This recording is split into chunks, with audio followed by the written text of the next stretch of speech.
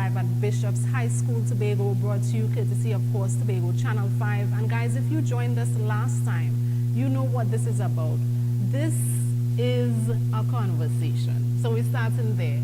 I know last conversation I indicated that this was more so like we're courting for a relationship. But I want to say to you candidates this evening that this is an interview. Your employers are looking on. So sell yourselves well and, of course, in conversation style. All right? Welcome, guys. I am Natoya Johnson. I'm going to invite all the candidates to introduce themselves. You have 30 seconds, and I would also tell you about the rules that we would have for this evening's conversation. I'll start with you. I am Aretha Clarke. I am a resident of Spring Garden. I'm a social worker. I'm a program coordinator. I'm the candidate for the Patriotic Front, and I'm here to be your next representative for the Tobago West. Thank you. My name is Dexter James. I am the chairman of the All People's Party, the candidate under the All People's Party banner. I am here to put forward myself as a candidate for Tobago West. Good afternoon, Tobago. My name is Leroy George. I am the only independent candidate of the 9 candidates that you have. And so what that means is that I am going to be the only candidate that is not going to be restricted when it comes to freedom of expression, freedom of thought, freedom of speaking.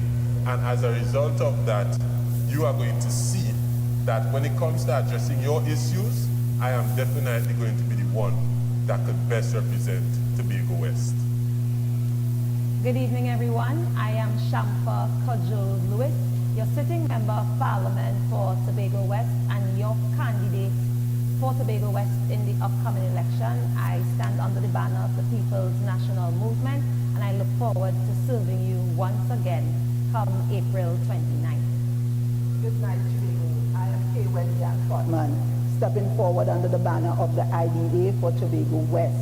I am a proud daughter of Tobago. I am a woman of faith who believes in service and whose life has been committed to that in the areas of business development, financial management, environmental stewardship. I am your candidate for the West to bring forward your ideas, unfiltered, unapologetically, to the National Parliament. Good afternoon, Tobago. My name is Curtis Douglas. I'm also the candidate for Tobago West, and I'm also the president of all Tobago Fisherfolk, and I represent our commander banner of the PDP, the Progressive Democratic Patriots, the only sound Tobago political party that has no outside influence from any other outside influence from anywhere. So I am here to serve the people of Tobago and to ensure that Tobago have the fair share and the fair and equal bite of that cake and the apple. Thank you. Pleasant good afternoon to all citizens viewing locally, internationally, and all the region. I am political leader Nickocy Phillips, the Unity of the People, your candidate for the Tobago West, looking to vie for the position of the next Member of Parliament for Tobago West. I am here to give the plain, tall, bad manners, dealing with the issues, making sure that we understand what an MP and a representative for the Tobago West is, and I'm here to give my best going forward. That's it? Yes. Oh, sorry to be late. My name is Ricardo Phillip, political leader of the Class Action Reform Movement, with emphasis on reform. My candidacy, Tobago West. I think this country needs a reset. We need to start over. And I'm here to bring a new politics that has to emerge in a time like this. I don't believe any political party, any political ideology, philosophy, no political leader can save this country. But I think the responsibility lies on the people. And here's what that's my message for the past couple of years. Thank you so much. Guys, you have heard it yourselves. There's so much more we have going on this evening. So let me head into the rules, especially for those who are absent at this time. Of course, we invited all the candidates, so we'll just await the representative for TPP. All right. So tonight, of course, we'll have a conversation with the candidates for Tobago West. The conversation conversation, not a debate. We aim to make this interesting and informative and fair and balanced, of course, all right? Because we're sharing information, your employers, the people of Tobago are looking on, and you are selling yourself and what you can do to represent us as Tobagoans, yes? So I will pose a specific question, and you will have 1 minute to respond to this question. If you want to respond or say anything following that question, it would be 30 seconds. We have basically tightened up the questions because last week we had a lot of questions. So now we have 3 sections instead of 4. So we have the Tobago economy, Tobago autonomy, and Tobago representation in the Parliament.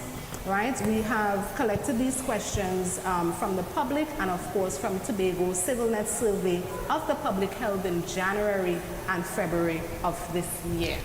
All right, so everybody understands, yes? Yes. We will begin now with the first section being Tobago economy.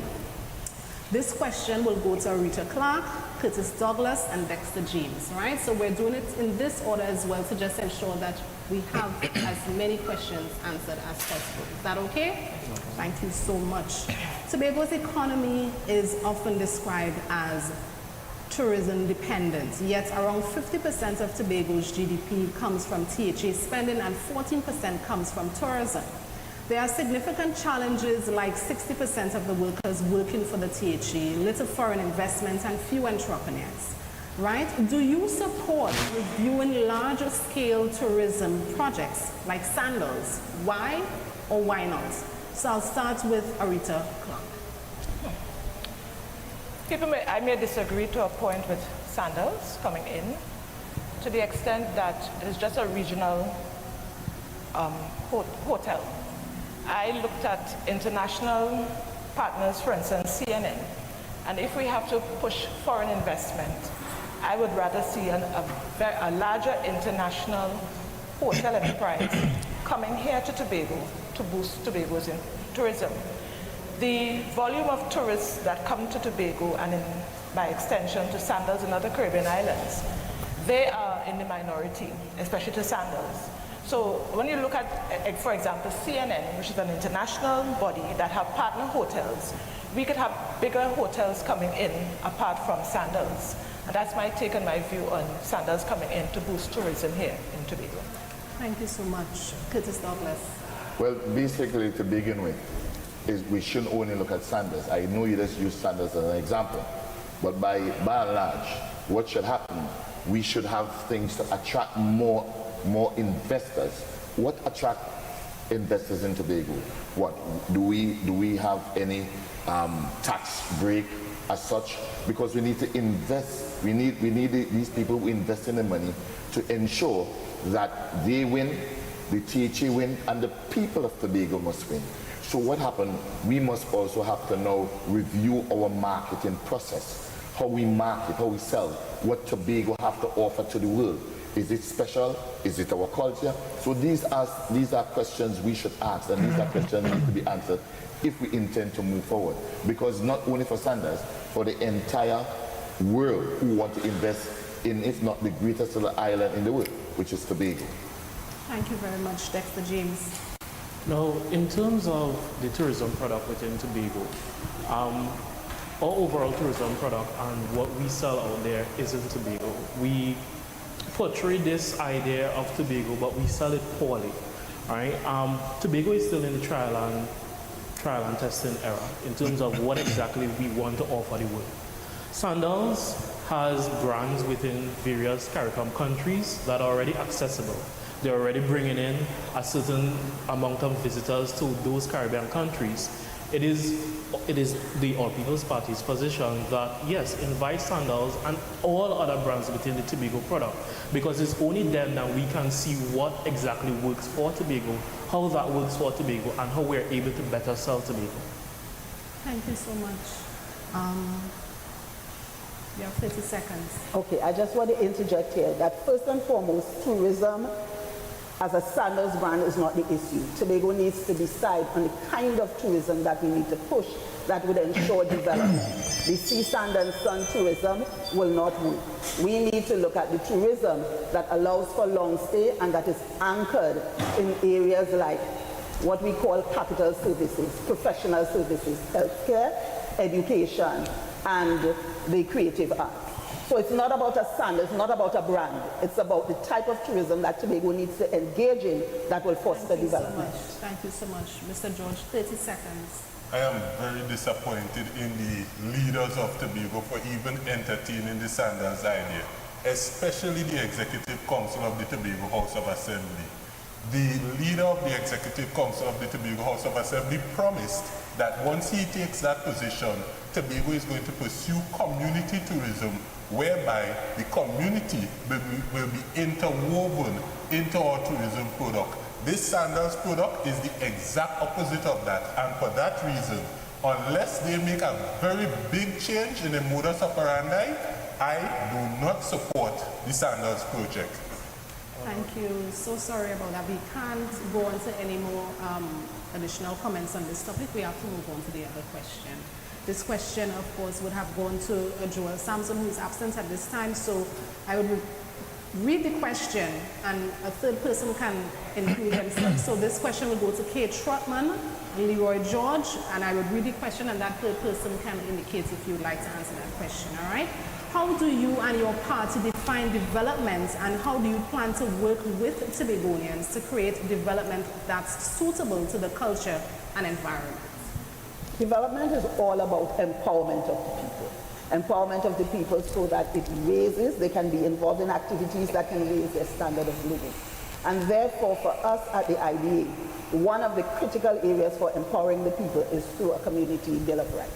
One that allows Tobagonians to be involved in shaping the activities they want to be involved in and in managing that. It's all about people involvement, and people involvement in a way that has the impact positively placed on the areas that they're engaged in, and you see it in their standard of living. Thank you so much, Leroy.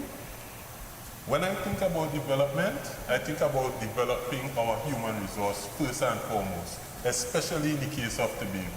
Because the reality is, with 60% of Tobagonians working directly under THA and another 20% or so working for companies that get their income mainly from the Tobago House of Assembly, we have a situation that usually follows socialist-type nations, whereby underemployment is now plaguing the island of Tobago. And that is why I subscribe to direct democracy. Direct democracy is the type of democracy that will allow the Tobagonian, especially in Tobago West, to not just elect somebody to represent them and hope that they keep up with their mandate, but to actually have a decision on every single move they make, and in so doing, develop an economy whereby the needs of the Tobagonian and the skills of the Tobagonian are put to maximum use. Thank you so much. Mr. Phillip, you would have indicated you would like to. Yes, thank you. I honestly believe that the role of the parliamentary representative is to ensure, like all the arms, the local arms of government throughout Trinidad and Tobago, including the Tobago House of Assembly, to ensure that they are adequately funded and accountable in the process of development. Because what you have now is Parliament and the teacher competing in the Tobago space. And that is a detriment to the people of Tobago and the development of Tobago, because everybody's vying for affection and attention and approval, and the development is stymied. So the question also begs me making a comment on terms of the economy, because in terms of development, and when you talk about development, your first responsibility is to reduce the reliance of the THA, the economic reliance of the THA, and facilitate the local development in manufacturing, in processing, and all those areas. Tourism is not the only aspect, but you have all those areas to develop to ensure that Tobago has, if you want to call it a sub-economy or a side economy, as the case may be. Thank you so much. I'm willing to give 30 seconds to Mr. Drew. I want to say that there is no competition between central government and the Tobago House of Assembly. Development is all about leaving Tobago, leaving Trinidad and Tobago better than you met it. Focusing on the people, what they want for themselves, helping them to realize their dreams and their aspirations, putting us in a place where we are economically sound to give back to the children who are coming up and so on. So there is no competition. I think what is needed is better cooperation and working together. The government has its role to play, so does the Assembly, and we can get so much more done if there's a more harmonious relationship. Thank you so much. I can only include one more response, and Mr. Douglas, you would have anything. Subsequently, I do not agree with that, because I'm living in Tobago and I'm seeing a serious competition between central government and the fight between central government and THA. Exactly. Even in releasing funds, right, for the THA to even pay workers. So there is this kind of separation between who will do what, because central government building the airport, they refuse the chief secretary to speak. So there is that kind of fighting and talking. So we're showing like to say, we do this or we do that. So there are a competition. But what should be done is that it should be across the board where everyone be treated equally. Thank you so much. Thank you so much. We are going on to question number 3. Guys, you're doing a good job. Keeping the time, let's keep it steady, yes? All right, so this third question would go to Ms. Shamfa, Cudjoe-Lewis, Ricardo, Phillip, and Nickocy Phillips. What policies would you champion to help Tobagonians access digital opportunities? What policies would you champion to help Tobagonians access digital policies?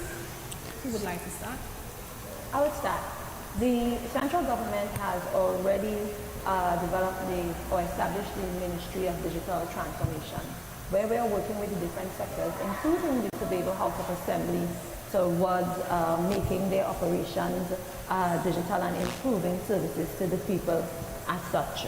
So at the end of the day, it's meeting people where they are. For instance, the fisher folk, the handicraft persons, making sure that they have an online presence and they can use it well. It's about training. It's about capacity building, bringing programs to the community centers as we are doing right now with community centers such as Black Rock and Glen Road and so on. But of course, it takes cooperation. We just approved at the level of the cabinet over 20 different areas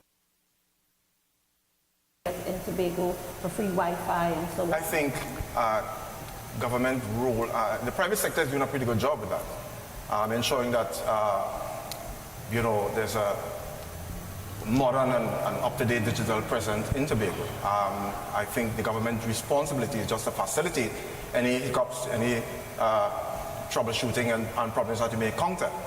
But more importantly, I think the government's responsibility is now to use the digital age or the new technology to ensure that Tobago has access to quality education, quality healthcare, ensure that they have access to financing, funding, and so on. So it's not so much about the government involvement in the development of that, but government facilitating, ensuring that there's no problems, no hiccups, and so on.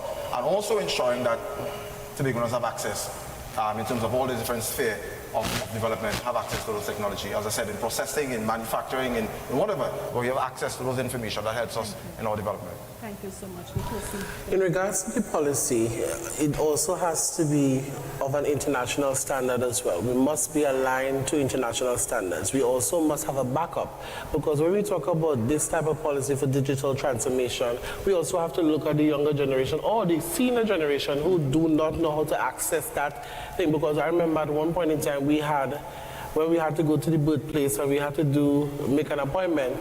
This lady came from Roxborough and the security was telling her she had to go back to do it online, and she was like, this is a senior lady and you're telling her that, and the lady said she had to do is have a house phone, less more cell phone.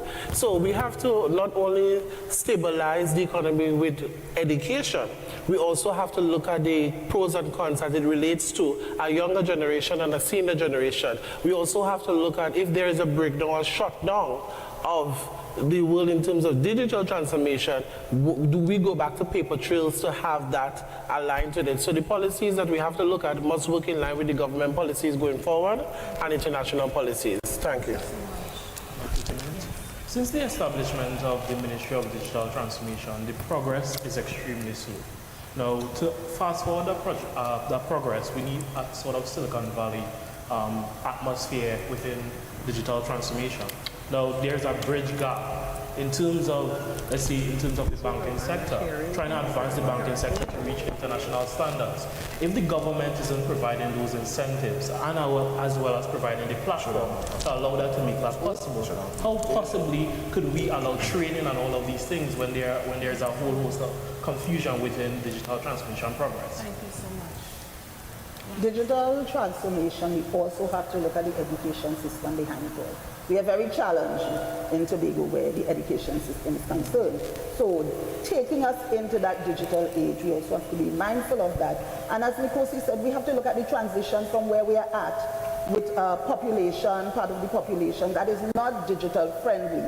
How do we bring them into that age, as well as how do we bring our young people who may be challenged education-wise into that? Excellent. Thank you so much. We'll move on to the fourth question. Guys, if you're looking at us on Tobago Channel 5 via Facebook, on YouTube, share the live, of course, invite your friends, your families. We are doing the big interview, the big conversation with the candidates from the West to be elected on April 28th. Push it back in if you want. Right, so question number 4.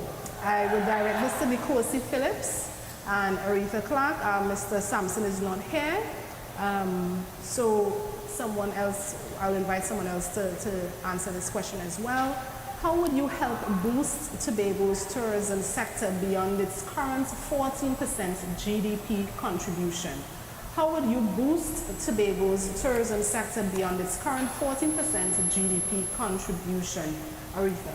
Via sports. Sports meaning bringing in a sporting academy, bringing in other sports, for instance, rugby. We had the Rugby 7 that went out of stream. So if we have international other sports, football and other clubs or academy here, we'll be inviting persons in specialities of kinesiology, etc. And when those persons come in, we are increasing our education, we are promoting better athletes, we are enhancing our tourism, because once we bring in at least 25% of those persons into the country, we should at least see an increase of over 25,000 US per year as an income coming into our country. So sporting is a major aspect of bringing in, and the academy will boost our students or children and bring in other Caribbean or other international athletes. For instance, a cricket academy, a football academy will do Tobago very well. Thank you so much.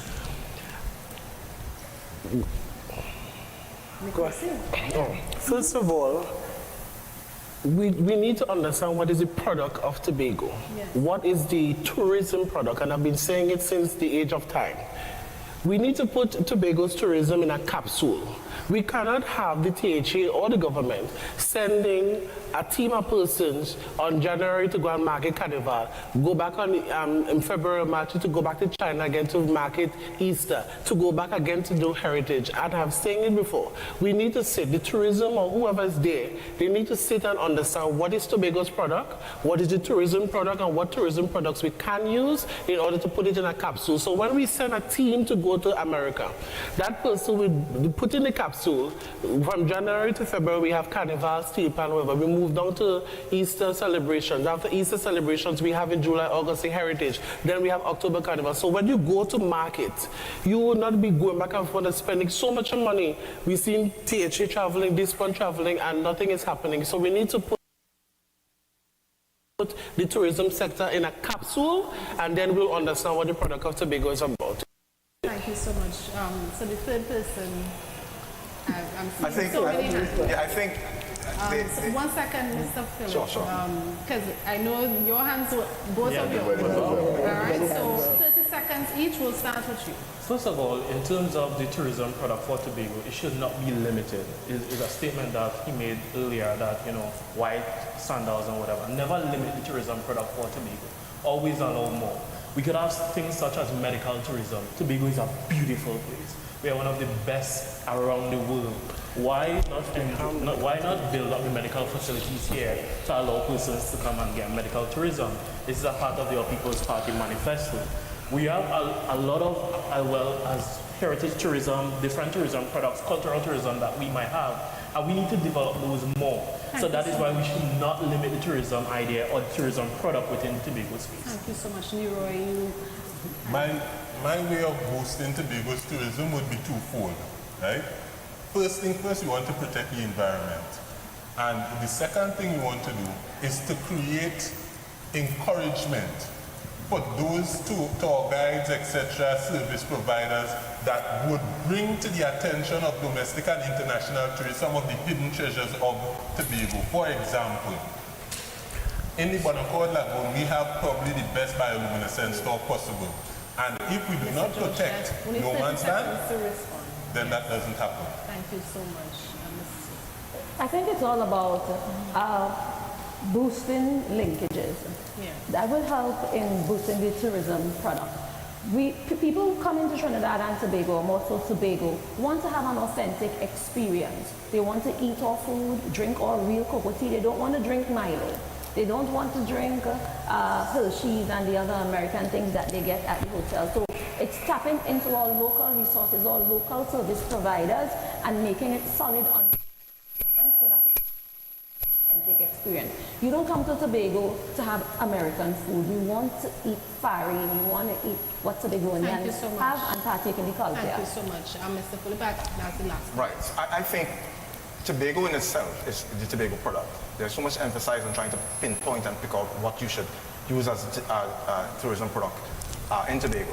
Every activity in Tobago, social and cultural activity, is a tourism product. So that makes up Tobago. And if you market Tobago in that sense, then you get away from all this travel market and what have you. But Tobago in itself, a man busting up pot in Speyside, that is a tourist attraction. So the tourism department is supposed to embrace all those social and cultural activity to ensure that we have a good product. I appreciate that. Thank you so much. You guys are doing really good. Right, so this question is an open question, all right? So we'll take 3 responses, or maybe 4, for this question. The open question is, what specific incentive would you propose to attract investors to Tobago? What specific incentives would you propose to attract investors to Tobago? So I'll start with you. And so before you continue, let me get the 3. Right? Thank you. So always leading off for People's Party. Now, in terms of having investors be a part of the Tobago economy, this is a part of our manifesto again. Allowing manufacturing and so on to be a part of the Tobago sector. Listen, Tobago cannot go under the idea that we are just THA based only. We need to allow more entrepreneurship within Tobago, not only with just entrepreneurship locally to be grown, but entrepreneurship to be brought from abroad. Sorry. In terms of what we have the Export Expansion Act that we want to put in place that would make Tobago a manufacturing hub to allow exports of some of our authentic Tobago products here. We as well some of our other incentives as it pertains to allowing entrepreneurs access to cash capital so that they themselves could start their businesses. So in terms of the Tobago product and Tobago economy, we need to, 1, allow financing, 2, allow a robust government system, because no investor wants to come and invest in any unstable economy, and the back and forth between the THA allows that. Thank you so much. Mr. Douglas was second, and then Mr. Phillip third. I will include you. Yes? Right. So now, when you're talking about boost tourism, we're only looking at one direction. Manufacturing is out. We need to preserve our environment to make it clean, serene, and green.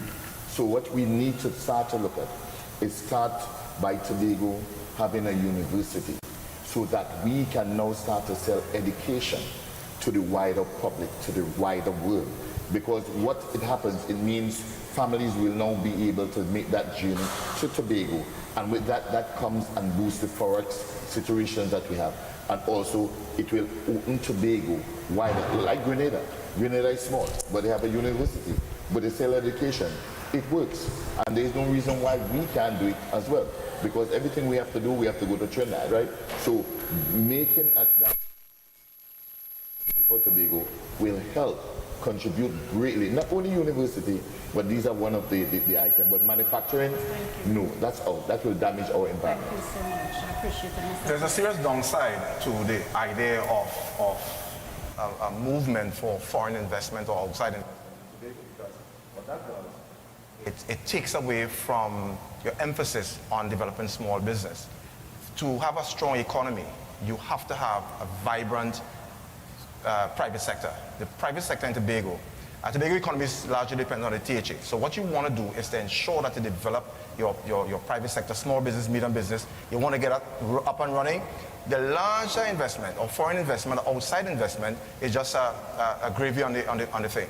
But you want to emphasize on because when you bring in foreign investors, it's the more employment you're talking about rather than economic opportunities to build and to become millionaires and so on.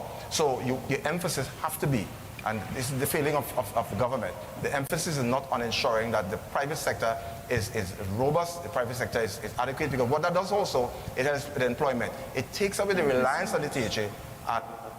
Thank you so much. So Mr. George, Ms. Cudjoe-Lewis, and Ms. Kaye, we have 30 seconds each. I will try to fit in all of you. 30 seconds, right? Not minutes, seconds. I'm going to agree with Mr. Ricardo. We need to look at the pros and the cons. People of Trinidad and Tobago need to understand that our credit rating right now is right on the line that divides investment grade speculative from non-investment grade speculative. And what that means is that persons that would want to do business with Trinidad and Tobago right now are not necessarily the type of investors we would want. Because when you are right in the middle there, that means you're likely to be able to pay off on loans almost to the end and then default at the end, whereby they could start infringing on your sovereignty. Thank you so much, Ms. Cudjoe-Lewis. I think we have to be realistic. Anybody wanting to invest in tourism in Tobago wants to make sure that there's a guaranteed market. That is why the airport project is such a game changer. That is why the Sandals project is a game changer for us also, because it's not only about building standards, it's about setting standard and having an economy that's ready to invite investors. And as they say, when the tide rises, it lifts all boats. So it's not a benefit for Sandals only, it's for the other tourism stakeholders and the investors who are going to come in. Thank you so much. I want to dare say that before we can decide on incentives that we are offering, we need to know what the product is. And the product that we need to decide on is, and we don't have to go very far, our Caribbean neighbors that are looking at development, tourism must lead to development of the Tobago space. For that to happen, it must be long-stay tourism. It must be tourism that is anchored in professional services like education, healthcare. We need, therefore, from that to determine what the incentives would be. And the incentives would be such that at the end of the day, GDP is increased. Thank you so much. Nickocy? Just to add on what Ms. Cudjoe-Lewis said, right, very fast. The airport and the standards, great idea, but when the people come, there isn't anything. Because I am in Sunday school every day, Sunday, and people will ask you, what does it have to do besides Jade Monkey? Does it have any cultural activities? We need to get to know what the product is. All of this investment is good, but if we do not have a ground product, we're wasting time, and let's be realistic. It has to be in line with policies that will... Thank you so much. Thank you so much. All right, guys, we are headed down. I like how we're getting these questions answered. We're on to question number 6. This is going to Mr. Curtis Douglas, Kaye Trotman, Ricardo, Phillip. If elected into office, how would your party actively address crime in Tobago? Well, first of all, over the last 10 years, we would have been seeing an increase in crime in Trinidad, and more so Tobago. So definitely, we must have that conversation about how we go about policing, and also what is the main cause of crime. And what I would have discovered over the last couple of weeks is that unemployment plays a very great factor in crime, in criminal. And also, we would have also observed there is no patrol, there is no enough Coast Guard vessel in Tobago to ensure that the Coast Guard is patrol our waters. And we ensure in our manifesto under the Progressive Democratic Patriots, and would make the statement, and I say it proudly, we will ensure within the first week that we have a Coast Guard vessel to patrol the waters of Tobago 24 hours, because as a fisherman, I would have seen a lot of activities take place. Thank you so much, Mr. Douglas. All right, Mr. Mr. Phillip. Crime is a social problem, and I think we have to get all the necessary skill set to determine what are the causes, because there are many causes. We can all observe in our own intelligence that we have a culture of crime, a criminal culture. And everybody, their generation in this country was born into nothing but crime, understanding crime, knowing crime. Has never seen structure and order and discipline and obeying the law and so on. So they only know crime.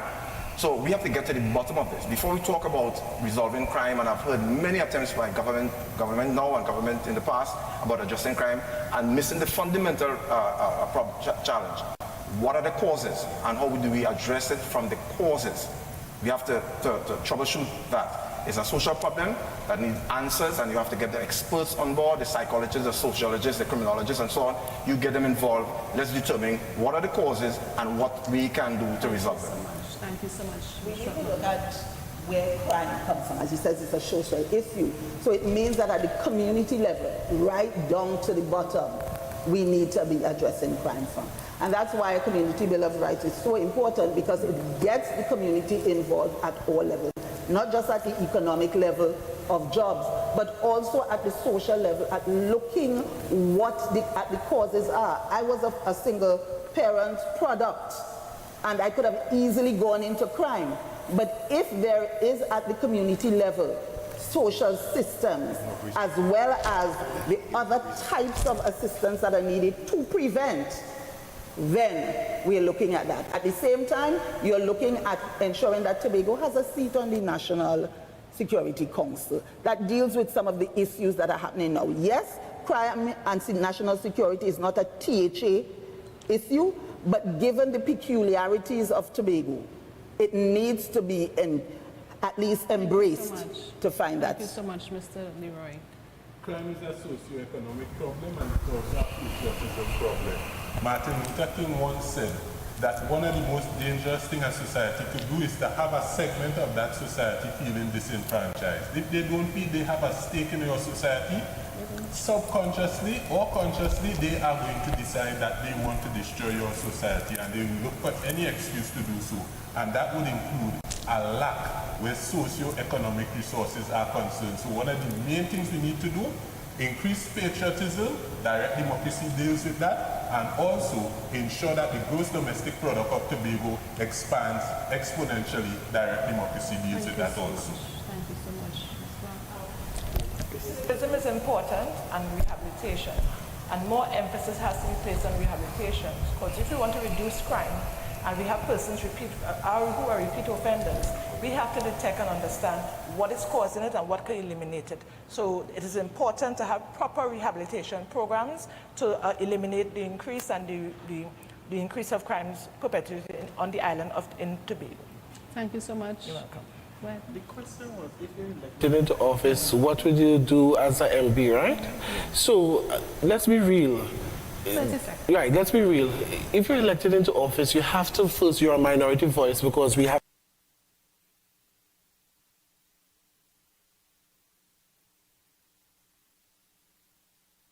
the big guns. We have to work in order, and if we say I win, I have to know if to work with the PNM, the UNC, and how do I merge the relationship. I think that's how I will see it first. Okay, so Ms. Cudjoe-Lewis will take this last comment. I'm glad that 30 seconds. I'm glad that you raised that, because of all these parties, at the end of the day, they'll have to partner with somebody. And realistically, it's either with the UNC or the PNM, as it relates to forming as a central government. These decisions and these programs don't start on the parliamentary floor or end there. It starts in a cabinet. So you have to find your way in the cabinet to be able to make these decisions and develop and implement these policies and programs. So that is very important. Thank you so much. We are going to take a break. When we come back, more conversations with the candidates, Tobago West. And we are still awaiting, of course, Mr. Joel Sampson. He was invited. I hope everything is okay. But when we come back, you guys are doing a good job. You will hear more from these potential candidates. Yes? Stay with us. Need furniture and appliances for your home at affordable prices? It's time to visit JG's Furniture and Appliances Limited at their showroom at Smithfield No. 2 in Scarborough. There's more room to shop, more furniture and appliances, more brands to choose from, all at the same affordable price. Get everything you need to furnish your home, like stoves, fridges, washing machines, couches, dining sets. They even have swing chairs, school desks, chase lounges, sports sets, garden benches, day beds, and coffee tables. JG's is perfect for gift ideas for new and established homeowners. A wide variety of furniture and appliances. After 35 years, JG's is still Tobago's top choice for furniture and appliances. Visit their showrooms either at Orange Hill Road or Smithfield No. 2. JG's, make your dream home come true.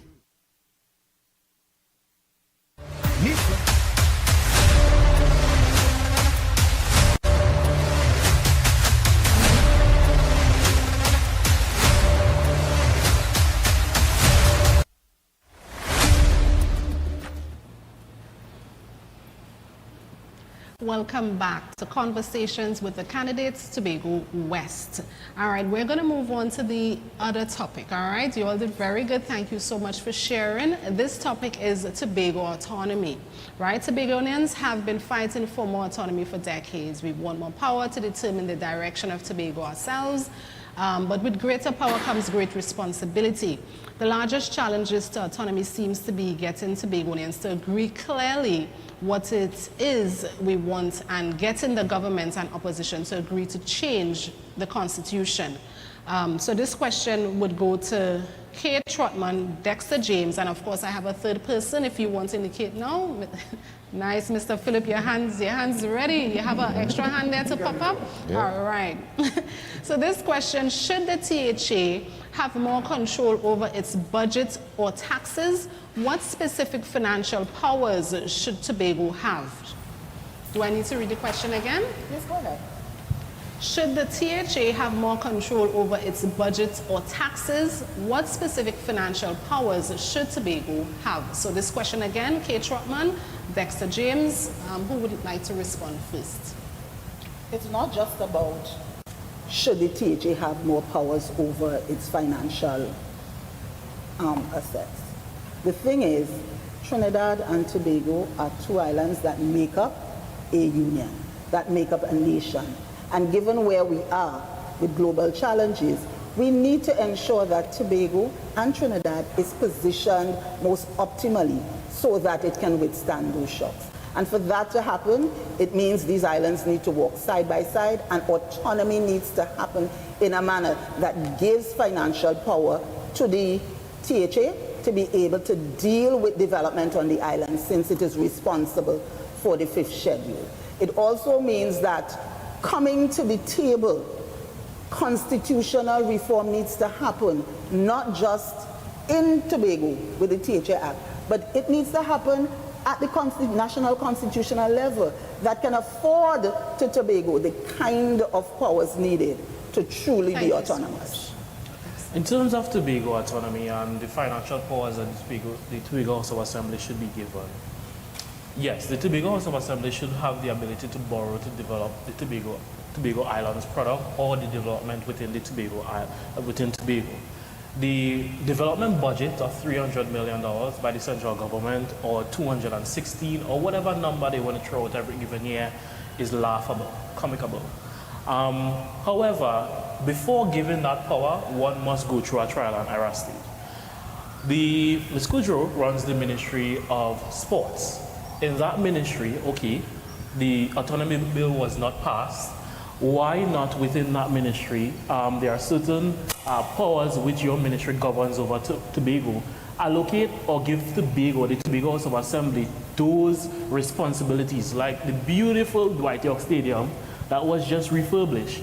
The control of that is now given to Sports TT, which, correct me if I'm wrong. Thank you so In much. that case, why not give the Tobago House of Assembly the ability to sort of... Thank you so much. Thank you so much, Mr. George, for being my echo. Mr. Phillip and then Mr. George. 30 seconds in response. I think we are confusing the issues here when we talk about autonomy. Sorry, 60 seconds for you, Yeah, so right. that you're the third person, right? Yes, sorry about I think we are confusing the issue when we talk about autonomy for Tobago. We're confusing it with island management and autonomy. you cannot have a discussion on autonomy with the constitutional arrangement between Trinidad and Tobago. There is no such thing. There is no Tobago waters, there's no Tobago oil, there's none of that stuff. The resources of Tobago and Trinidad belongs to the people of Trinidad and Tobago, and vice versa. So we're talking about island management and the responsibility of the THA. If you talk about giving, then it means that you don't have plenipotentiary powers. And then you do also have a fiduciary duty to the people of Trinidad and Tobago. So in terms of how we move forward with this discussion, we have to have a separate discussion on autonomy, that you involve the island of the people of Tobago, because the question asks, and the question claims rather, that the people of Tobago is fighting for autonomy. The people of Tobago is not fighting for autonomy, because the people of Tobago doesn't understand what definition or what version of autonomy we're going with. And so what you have, if you put five people in discussion, you have five different versions of what autonomy is. Mr. George. There are a lot of misconceptions out there about the level of autonomy that the Tobago House of Assembly has where its spending is concerned. I'm hearing a lot of people telling this low-down dirty lie that the central government restricts the THA where development spending is concerned. Yes, it is true that the finance minister, when given the allocation, he says, well, this is what the finance secretary said he needed, etc., or she needed, etc., and we're giving this in accordance to that. But in reality, once they get that money, you can adjust your development spending from your recurring expenditure. Thank you so much. Mr. Douglas would have. No, I'm here. I heard the question, right? Autonomy is basically separation of powers. So you can't put aligned separation of powers with the THA spending, because it's either we're asking to be independent or we're asking to have more privilege to do, or have an association with, because a lot of people don't understand the term autonomy. Exactly. When we speak in autonomy, we need to be clear. It's not about THA getting money. It's about we being able and the public understanding what autonomy means. Exactly. 30 seconds. So in response to what Mr. Leroy said, one, that is not how budgetary allocation works, right? If the Tobago House of Assembly submits to the central government spending for a specific amount of money for specific areas, the Tobago House of Assembly has to follow what they submitted for expense. Listen, on top of that, hold on. Utilize your 30 seconds. Sorry, yeah. I was interrupting. Can I get back 10? Right, on top of that, in terms of making allocations, we saw that within the oil spill just recently. Tobago House of Assembly would have requested. That's all. I got interrupted. I'll go after Claire. She was next. Yes. I'm so sorry, but we have to follow the rules. I am going back to autonomy.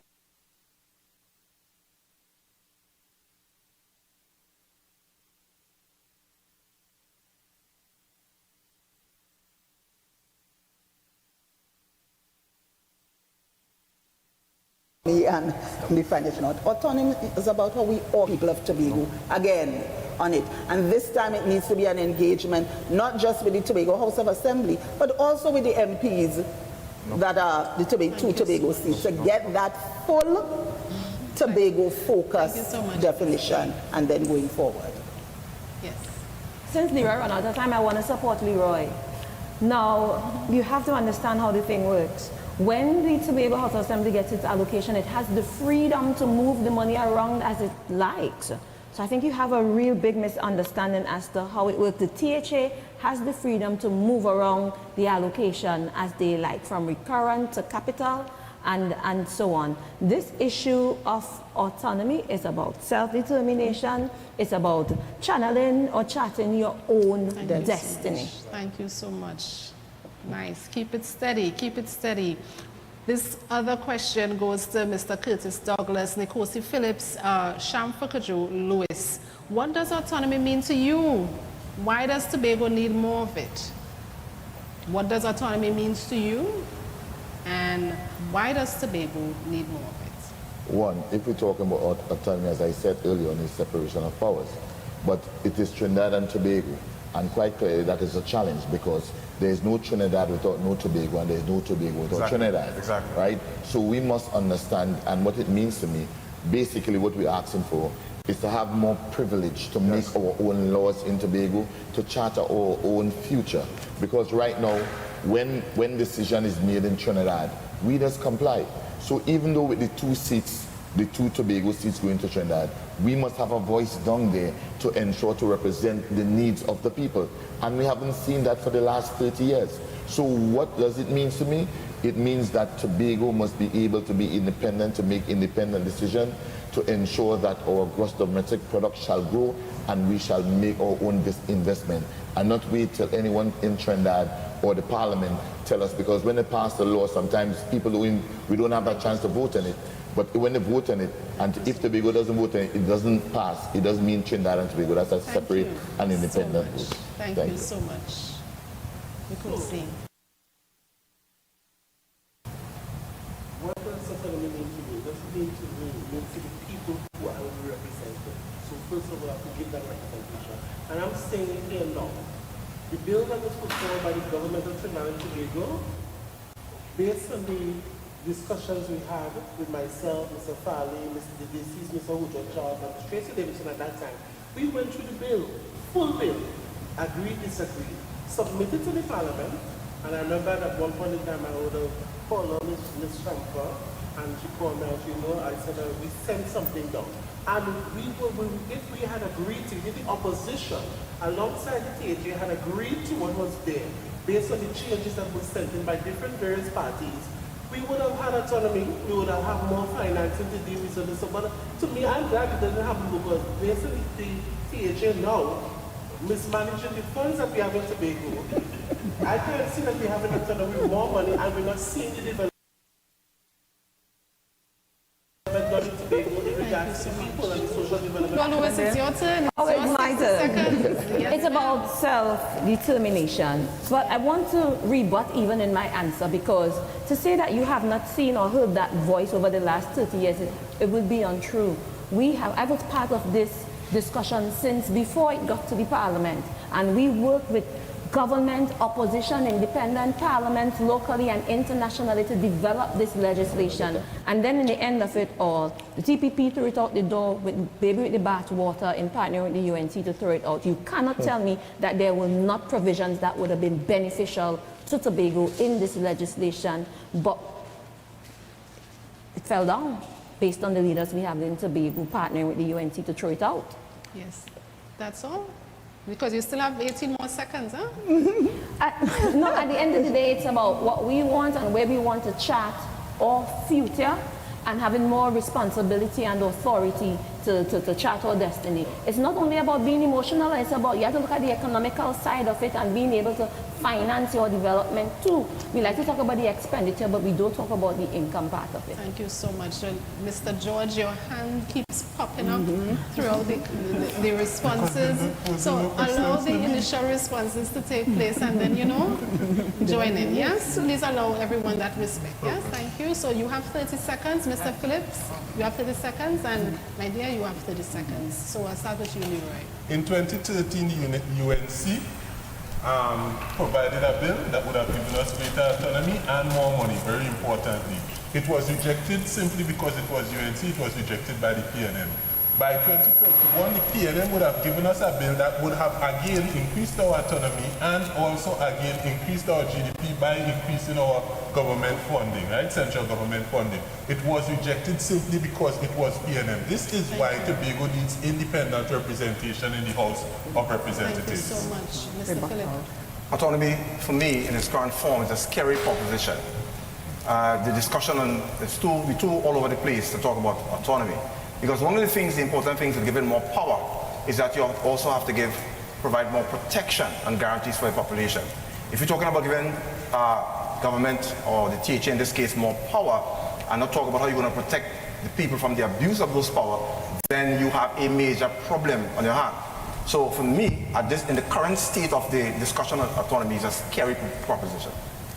All right, so Ms. Clarke, and for me, when I look at autonomy, I ask myself, do Tobagonians really understand autonomy and where it goes from there? Because at the realm of it, at the head of it, persons are saying autonomy, autonomy, and the lower ends don't understand their freedom. Exactly. So if we don't understand our freedom, the dialogue has to start, for me, with the people on the ground. Exactly. And we need to have more referendum within Tobago, discussion with Tobagonians, meet with all Tobagonians in different districts, start with the ground persons so that they understand their role and their functions. Because eventually...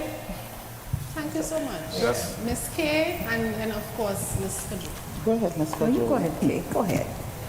Autonomy, we need to start it again. That autonomy bill is dated. And I do not want people to say because it has been done before, we just go ahead and give it. It was a good thing that that bill was not passed. We are in a reality that we really need to look at autonomy completely and differently. Again, there's a new population, part of the population there. We have younger people in the fray. We need to now look at autonomy for going forward, not based on completing what was the political agenda of the past. True. So that we need to start afresh and start afresh with the people of Tobago, the THA, and the two Tobago seats I thank you. as MPs. I thank you. Allow me to rebut, please, because there's some misinformation. The reason why the UNC bill was not passed, there was no consultation. It was brought to us 13 days before a THA election, and it took back the powers while it was giving you the powers it said it was giving you. In addition to that, this conversation of internal self-government and consultation are over 20 years old. And if you are saying it's outdated, you have to take into consideration all the input that went into it over the years from the technical people. And saying new talks need to start, but nobody's starting the new talks. The current Chief Secretary promised us new consultations to speak to his position since last year, February, then last year, November, and to this day, nobody hasn't even called a consultation in his own party or anywhere in Tobago to say, well, there's a new position. So we're working with what we have, and it was not a political document. We all as Tobagonians made input to come up with what we have, and everybody had the opportunity to make their input. Thank you. Thank you so much. I'm inviting you guys to have some water. Yes? Yes, thank you so much. Watch your throat a little bit as we move on to this other question. I appreciate your contribution, and I'm sure our viewers appreciate your contribution. Share the live on YouTube, on Facebook, Tobago Channel 5, Tobago CivilNET.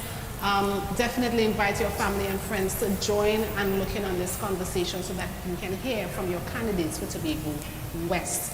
All right, so Aretha, Clarke, Ricardo, Philip, Leroy, George, this question is for you. What's the most important power Tobago should have that it doesn't currently possess? What's the most important power Tobago should have that it doesn't currently possess? Aretha? Firstly, I would say the THA head, the Chief Secretary, should have an input in debates in the Parliament dealing with legislations and so forth. And the reason I'm saying that when he speaks with his representatives, he should be able to collate information, gather what Tobagonians want, what Tobagonians need, and address those issues via Parliament. Yes, we have a member of Parliament, which might be one of us here, but being a member of Parliament, we have to collaborate with other Tobagonians as well, because most times members of Parliament are part of the central government who are not focusing on the Tobago issues. So we need to have our THA representative, which is the Chief Secretary, be part of any discussions going forward. Thank you so much. Tobagonians should have the power to direct their representative when it comes to how they vote in Parliament, to direct their government when it comes to how they spend the public purse, and all those things are addressed by direct democracy. One of the problems that we had with the autonomy issue is that you would notice Ms. Shamfa Cudjoe, Member of Parliament, honorable by the way, right, would have given excuses for not supporting the UNC bill, and those same excuses reworded was used by Ms. Trotman to reject the 2021 bill. That situation should be brought directly to the people, whether it be via a referendum or something less severe than a referendum. The people of Tobago should be able to vote on exactly the type of autonomy they would want to have going forward. Thank you so much. Good utilization of your 60 seconds, Mr. George. Yes? Mr. Phillip. Yes, your turn.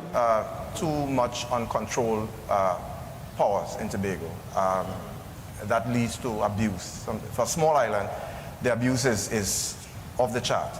And I think the people of Tobago, not just the THA, because the THA is not the people of Tobago, it's the representation of the people of Tobago. And I think that the people of Tobago needs to have, or we need in Tobago rather, some sort of control over the THA, and in many regards, in terms of its spending, its policies, and so on.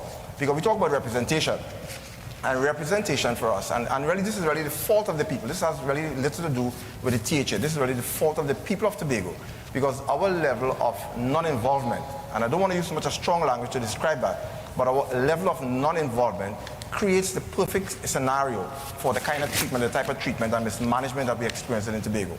So I think that what Tobago needs in terms of powers is to ensure that we are able to control those that THA. Thank you so much, Ms. Cudjoe-Lewis and Ms. Kaye. Do we have a third person that would like to respond? Mr. Douglas, you? Yes. Right, Yeah. so we'll start with Ms. Cudjoe and we go down the line. I want to go back to the UNC legislation raised by Leroy. The Tobagoanians had the opportunity to vote on it, and they voted very well. That is how we ended up with 12-0 in 2013. And if you could explain to us what the concurrent list offered by the UNC is and what it meant to Tobagoanians, it was something that Tobagoanians did not accept. I want to rebut to what Aretha said also, that when MPs go to Parliament, they don't speak for Tobagoanians. I don't understand this monopoly that people think that they have on speaking for Tobagoanians. The Tobagoanians elected the MP, and we sit in the cabinet and sit in the Parliament and speak on behalf of Tobagoanians in consultation with them. Ms. Cudjoe-Lewis. Thank you so much. But apparently those negotiations don't come forward to benefit Tobagoanians. But going back to what Ricardo mentioned, having control over the THA in terms of how it's managed, that's why it's so important to reform it and ensure that the executive is smaller and can be managed by the representatives who the people put there, so that legislators are the ones that keep check on the executive, and that same thing needs to happen at cabinet, so we don't have cabinet dominated parliaments. Yeah, well, put on your hand. For you. Yes. Basically, the question was what type of powers you believe Tobago should have. I don't want to stray from the question. Could you repeat it, please? This is part of your 30 seconds, Mr. Douglas. Yeah, well... What's the most important power Tobago should have that it doesn't currently possess? Basically, my answer will not be long. The ability to make laws and to have autonomy. It all boils down to that. I don't need 30 seconds. Good utilization of your 10 seconds. Thank you very much. Well done. All right, so you had your hands up, right? So I'll do him and I'll come down to you. Is that okay? I'll try my best, Ms. Cudjoe. Yes? I do agree with Mr. Leroy in terms of going back to Tobago and asking them what exactly they want.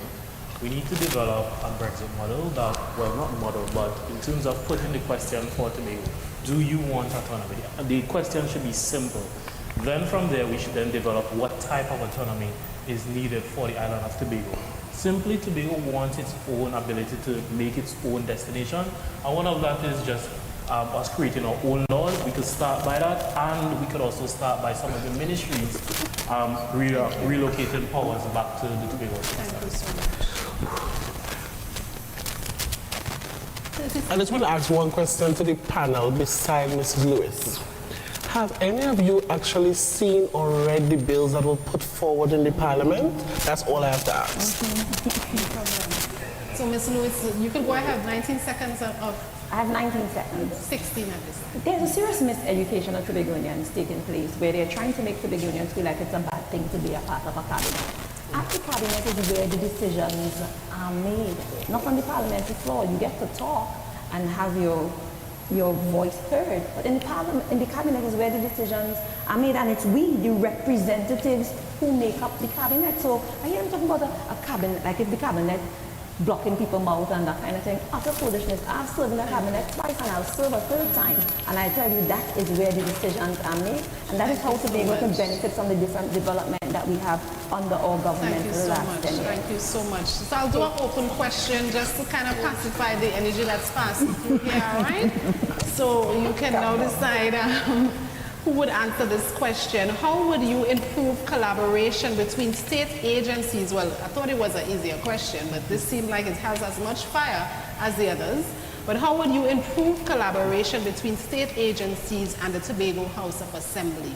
All right, 3 persons.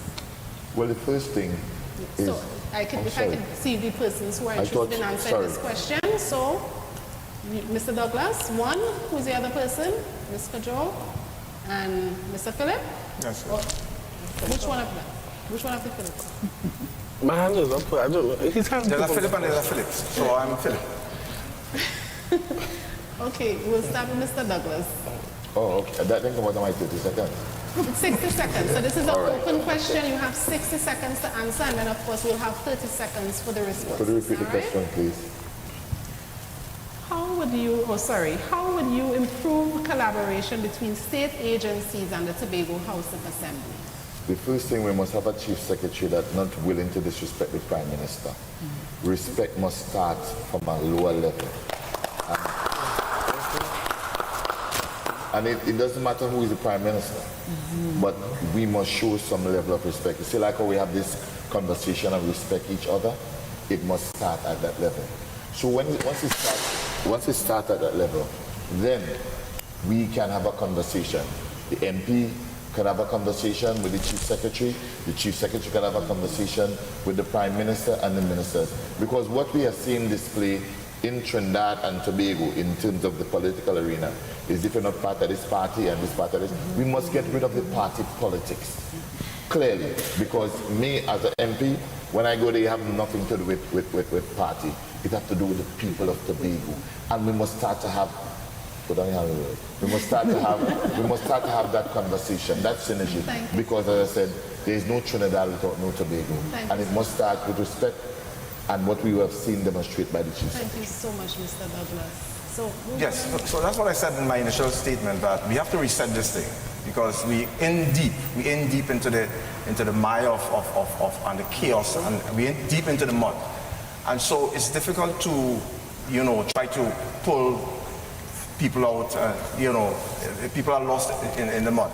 So I think in the case, the Tobago scenario requires, or the parliamentary representative, the parliament or the cabinet, their responsibility is to ensure that the people of Tobago, the island of Tobago, and all the arms of government is available to the people of Tobago. That is their responsibility. The cabinet or the parliament or what have you, their responsibility is to ensure that if I need, whatever it may be, a government service, I don't have to leave Tobago and go to Trinidad just to access that. And it must be timely, it must be easily available and accessible on the island. I think that is one of the challenges that we're facing today. It's taken too long to get to that level of development, of island development. Even if we have that approach, the thing is, when you go, we have the services here.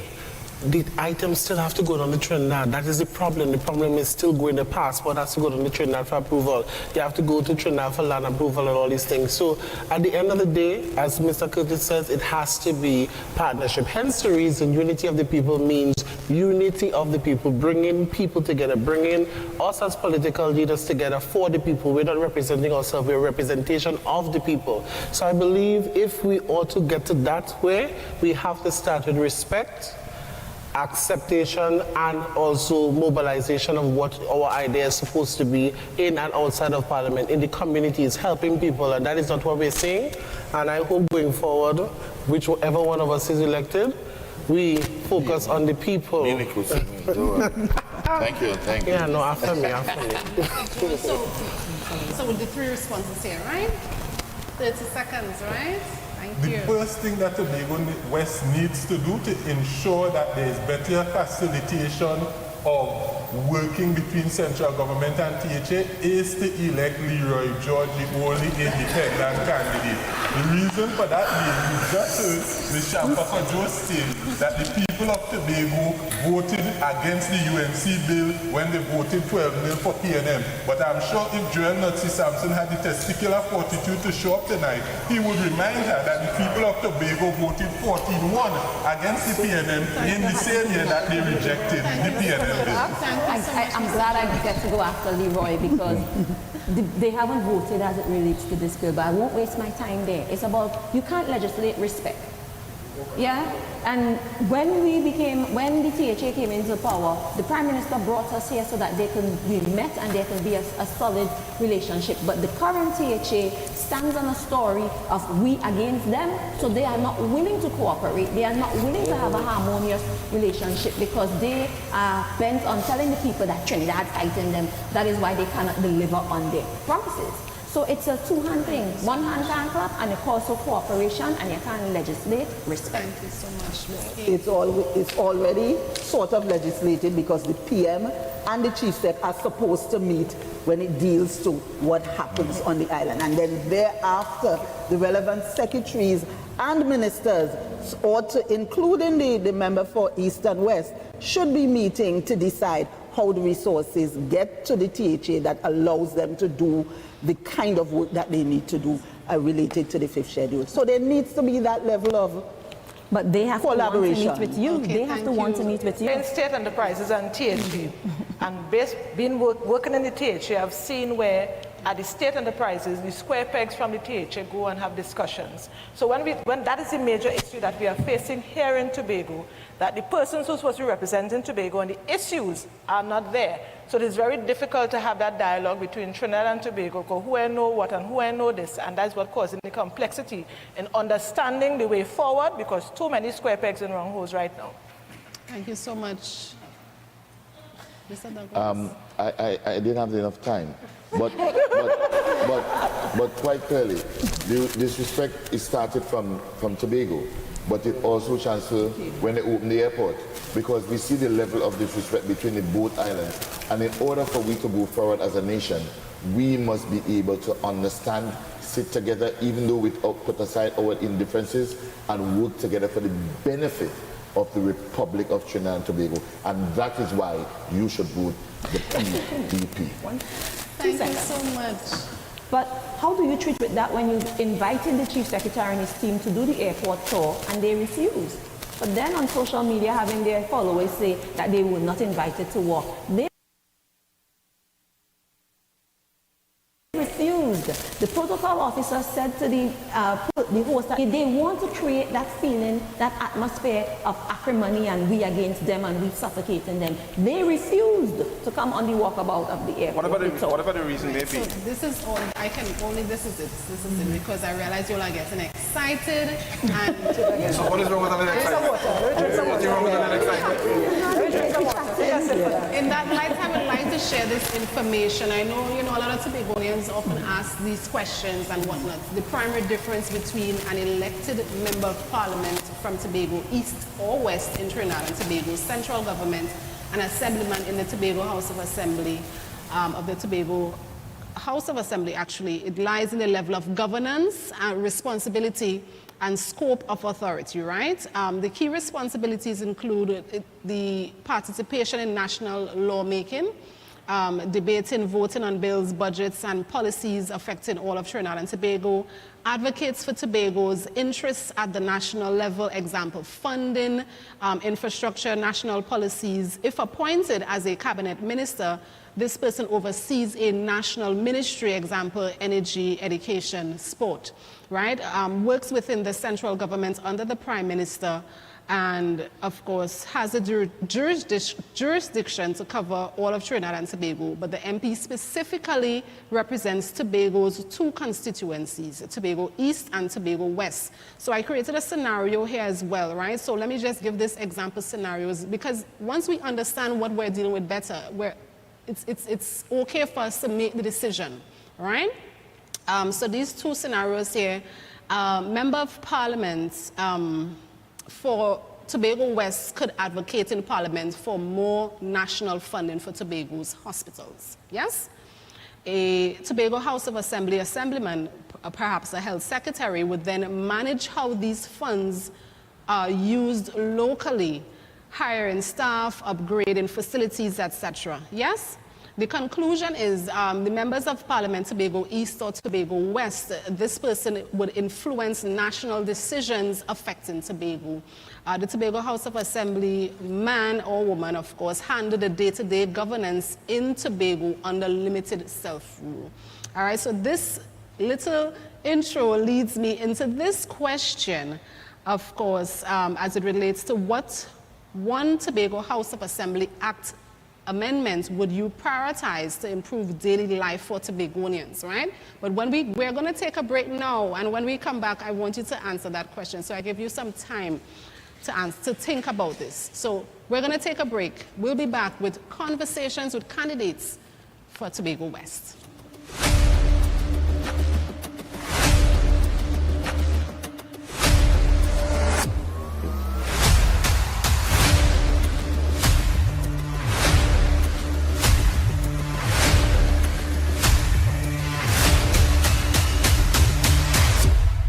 Appliances for your home at affordable prices? It's time to visit JG's Furniture and Appliances Limited at their showroom at Smithfield number 2 in Scarborough. There's more room to shop, more furniture and appliances, more brands to choose from, all at the same affordable price. Get everything you need to furnish your home, like stoves, fridges, washing machines, couches, dining sets. They even have swing chairs, school desks, chase lounges, sports sets, garden benches, day beds, and coffee tables. JG's is perfect for gift ideas for new and established homeowners. A wide variety of furniture and appliances. After 35 years, JG's is still Tobago's top choice for furniture and appliances. Visit their showrooms either at Orange Hill Road or Smithfield number 2. JG's, make your dream home come true.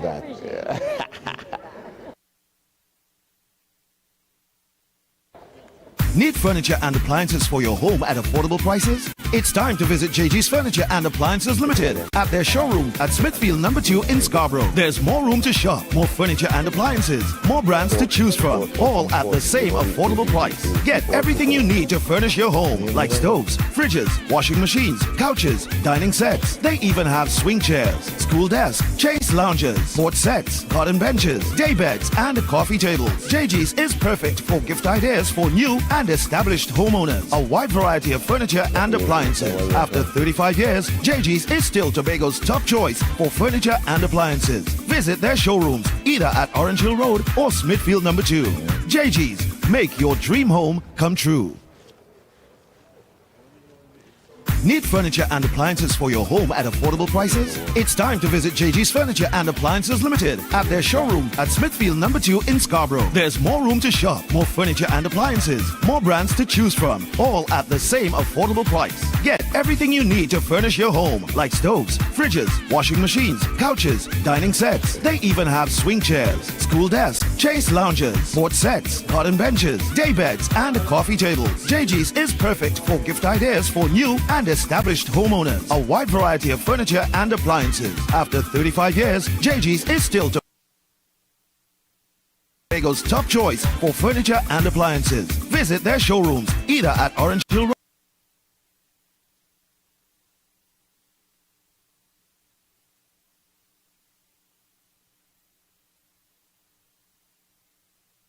Smithfield number 2. JG's, make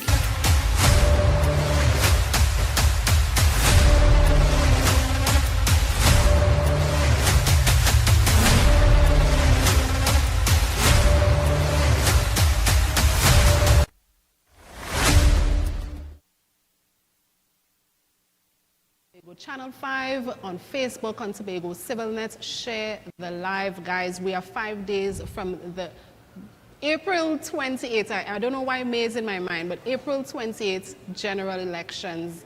All right.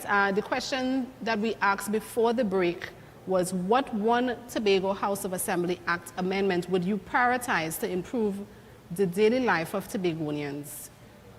Yes?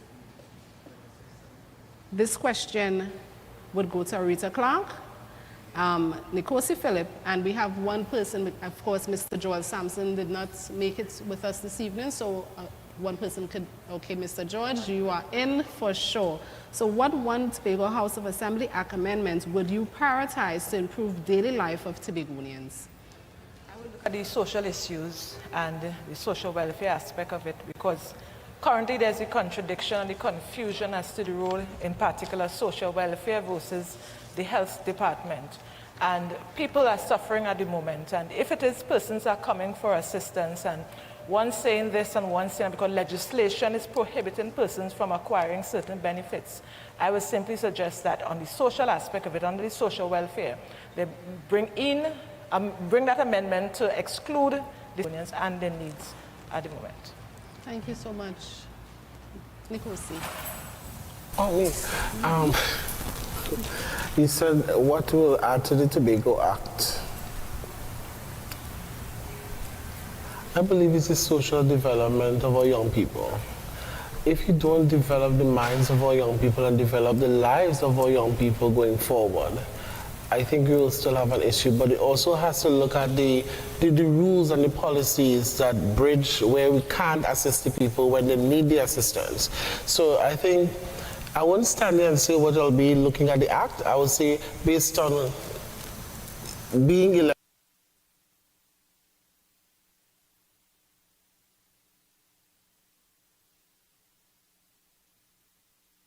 and being in front there, you have to work with the hinges along the way. So I believe, based on what it is, I will look at the social development of the people. How do we move forward with that?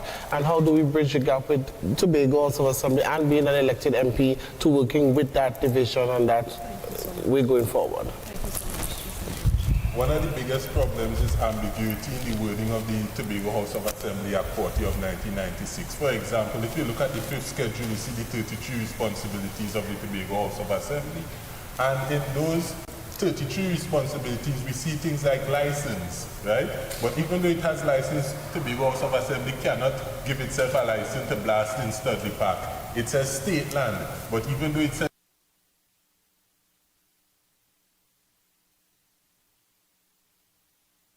state land, is that a lot of Tobagonians do not have their names on deeds when and where they should have their names on deeds, and that is one of the reasons why autonomy is so important to Tobago, because we are able to customize the way that we do things. And those are just 2 examples, but there are more examples. Like, for instance, they say infrastructure and they include air and seaports, yet still we see a situation where both the last administration and the present administration abdicated their responsibility over that. Thank you so much. Ms. Kaye. I would say one of the thing you need to look at, the fact that, as simple as it is, the THA cannot appoint a board for the Regional Health Authority, and that creates a stymied effect on the kind of health services that can go forward, because your hospitals are operating without the proper heading. So that is just one, and it impacts the health sector so significantly. It needs to come away from board being appointed by ministry in Trinidad. Anyone else would like to add 30 seconds to this topic? I'd like to say many of the things that you heard them mention they want to change, all of those things were included in the bill that was thrown out. One of the things that I am passionate about, if I were supposed to change a part of the act now, is the upper limit in the budgetary allocation and the establishment of the FRC to allow us to get the allocation in keeping with what our development agenda is for that specific fiscal year. Thank you so much. All right, you guys are doing good. We are going to move on to the other topic or section. This is Tobago representation in the Parliament. Constituency candidates are chiefly running to represent and advocate for Tobagonians in the Parliament. This election is for a representative to take the views of the people to the Parliament.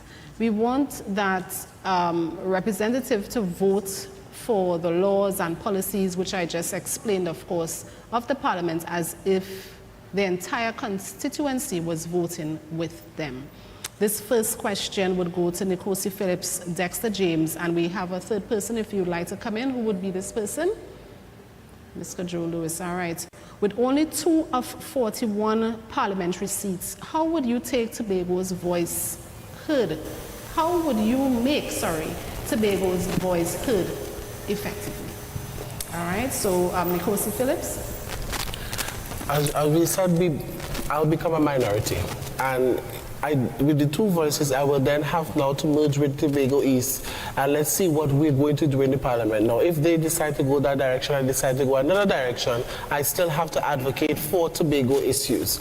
Would I be a minority voice, or would I merge with someone in the Parliament to give them that support so that I could get the support for the Tobago West? Notwithstanding that, stand up for what is right for Tobagos, make sure that every decision that I make, it is advocated through the THA or my Tobago West constituency. With that being said, as an MP also, as a representative, I have things that I will put in place to secure my constituency, to develop this constituency of Tobago West by using my international hands that I can work with. So at the end of the day, make a bigger step and a bigger advocacy for Tobago. Thank you so much, Mr. James. So be in a minority position. Now, being that that's the case, we too would have to merge with a political party or stand alone and face, you know, the Parliament in terms of what we want to advocate for Tobago. Now, we call this the Kingsmaker strategy within the party, but before unifying yourself or joining with any party, I think you should be able to advocate for what Tobago wants. If it is the case that part of the discussion was Tobago tourism, right, and we know that we have a specific type of development project or whatever that we want to pilot for Tobago tourism, that should be a part of the negotiations. But throughout this election, we have lost the ideology of people. When we look at, you know, what persons are facing on a daily basis within Trinidad and Tobago, at the end of the day, our representatives have not necessarily reflected what persons are going through within their daily lives. When they have to pay their water bills, light bills, when they have to go and buy groceries and all of these things. So our focus will basically be bringing or lowering the cost on those. Thank you so much, Mr. Dexter. Yes? Yes. I think we're selling dreams to Tobagonians because you're more than a parliamentarian. As we like to say, the opposition would have its say, but the government would have its way. Where the decisions are made, where the programs are developed, it's in the government, it's in the cabinet. You go to the Parliament and yes, you talk, you debate, yes, you have influence on the legislation, but implementing programs like the Utility Assistance Program, bringing back Self-Help Commission to Tobago, spanking new airport, and so on, that doesn't happen in the Parliament. That happens at the level of the cabinet. So I think Nickocy has a good understanding of how it works, but we cannot limit our representation to the Parliament. The Parliament parley, we speak, we talk, we debate, but after that it's about what you can do, what you can deliver, how the projects and programs influence the daily lives of Tobagonians, and that happens at the level of the cabinet. I'm not trying to major in being a minor. I'm being the government, in the cabinet. Thank you so much, thank you so much. So Mr. George, your hand was up. So 30 seconds. Kaye, not Kaye, this is Kaye. Yes, Ms. Clarke? Yes, Miss. Right. And then one more person, Kaye? I have put up my hands. It seems like I'm invisible. No, Mr. Douglas. So she will give both. It is not the whole truth when you say the government has its way, but the opposition has its say. The reality of the situation, and we see this, is that the only person that actually has a say on the Executive Council is the leader of the Executive Council. That is why we do not hear Shamfa Cudjoe contradicting her political leader or her Prime Minister. As a matter of fact, what we heard is her going into a committee saying that Tobago's marine territory needs to be defined, and coming out of that committee saying the exact opposite. Thank you so much. To start with, the key thing that I believe that is important is public consultation, and public consultation starts with the people on the ground. So before you reach at the legislative level, from what I'm aware of, you start with the people, have discussions, whatever it is, whether it's health, aging, fisheries, tourism, let the people, the groundsman, tell you what the issues are, and then we take it to, they bring it to us, whoever the MP becomes, and then we take it to the Parliament to discuss further. That's why I say public consultation. Thank you so much, Ms. Kaye. It's not about the cabinet having its say to tell us what we should have, and but that is what comes over, that the cabinet tells Tobago what it should get. it really does need, even if we're saying the parliamentarian just discuss it in Parliament, we need to hear the voice. We need to know what Tobago say. And then the cabinet gets to make a decision based on what the people say in the Parliament. Thank you so much. So before I come to you, Ms. Cudjoe, we have these three lovely candidates that, you know, I'm trying to decide which one of them, yes? So if you utilize your 30 seconds, go ahead, Mr. Douglas. Basically, let's look at decide ourselves, right? If during this election they have a jam, the 2 seats in Tobago will be the most 2 important seats, even to think about forming a cabinet. And it all lies with the decision that Tobago. And I'm here to let you know, under the PDP, we have the greatest negotiator it has on the island, which is Mr. Watson Solomon Joke, who is the leader of Progressive Democratic Features. And we will ensure and embark on the journey to ensure that Tobago and the 2 seats have the final decision for the benefit of Tobago. Thank you so much. Nickocy. Again, 30 seconds. we speak with hate, we speak with vile. It all comes down to you and having the ability to work with either or, and having your hand stretched far to do things for your constituency, even though you do not get that support from the government and the executive. Simple. I think Ms. Cudjoe-Lewis has a very clear understanding of how things, why it's not working and how it's not working. And the emphasis has to be now, how do we ensure that, whether it's in the Parliament or the Cabinet, that the Tobago House of Assembly and the people of Tobago is adequately represented. The challenge we face is that we think that the responsibility of the Parliament, the person elected as a member of the Parliament, when he goes to Trinidad, they have the, what time is up? Pretty much. Yeah, so remember, the responses are 30 seconds. So Ms. Cudjoe-Lewis, you only have 30 seconds because you would have had your 60 seconds to answer the initial question. Let's not get it tied up.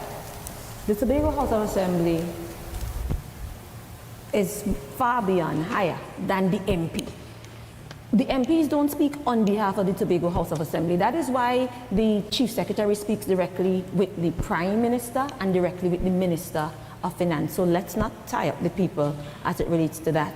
And when you sit on a cabinet or in the Parliament on behalf of the people, you are elected to be their voice. So that is why you have public day, that is why you have roving town hall meetings and so on. Thank you so much. The people put you there, so you represent them. Thank you so much. All right, we'll move on to the other question. Guys, you are looking at conversations with the candidates for Tobago West, and you see how interesting these conversations are going and the answers are forthcoming, right? So how would you work with MPs and assemblymen from other parties, including Tobago East, to advance Tobago's interests? This question goes to Kaye, Trotman, Ricardo, Phillip, and Shamfa, Cudjoe-Lewis. How would you work with MPs and assemblymen from other parties, including Tobago East, to advance Tobago's interests?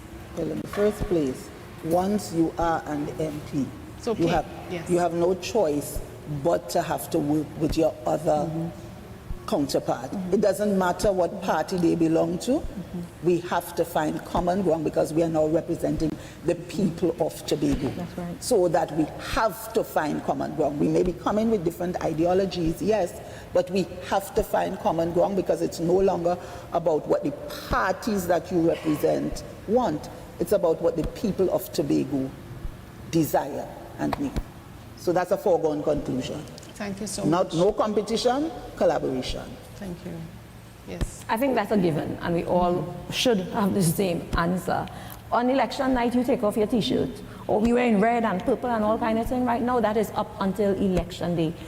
On the night of election, after the person is declared the winner, you represent everybody who voted for you. PNM, IDA, and even the people who didn't vote for you, because it's about taking the whole nation forward. So meetings, consultations, writing letters to the THA, even though they don't write you back, sending referrals to them, even though they don't acknowledge your referrals. I wish our THA representative, the TPP member, was here because that's a very important part. In order for us to work together, we have to communicate, we have to meet, we have to negotiate, we have to consult, we have to be present. I remember working for the Commonwealth on the Commonwealth Youth Games and trying to meet with the Tobago House of Assembly towards ensuring that we deliver the beach volleyball facility on time, and they would not meet.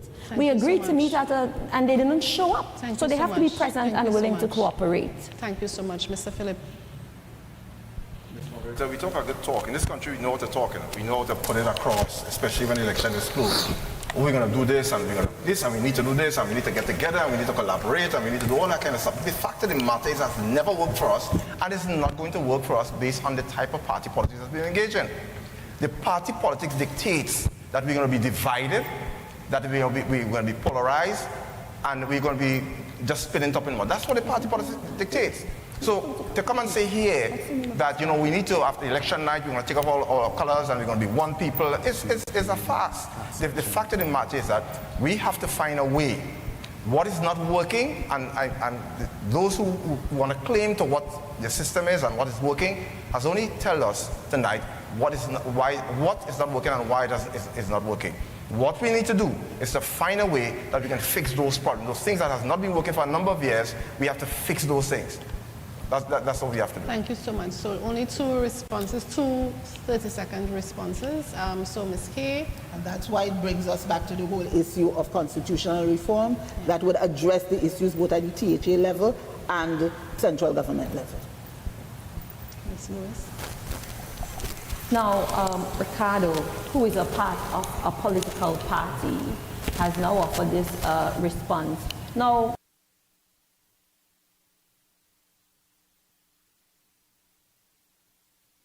this is the system that we have. And until we totally abandon the system and come up with some ability of, you can't legislate everything. So you have to be willing to negotiate, willing to consult, willing to commit to carrying the people's voice to the Parliament and wherever. Thank you so much. Mr. Douglas, then Mr. George. Yeah, basically, we just say we take off our red clothes and our black clothes and green. But in reality, it doesn't work. No, it don't work. And the only way I believe this can work is when the policies are changed and that talk of autonomy is given, because it will change the whole dynamics in how it operates. Because people carry on feelings, and the people of Tobago is really want to get punished because of people's personal feelings and personal decisions, and not having Tobago first. Thank you so much, Mr. George. In and out of sittings, we need to adhere to the rule whereby we address the office and not the person.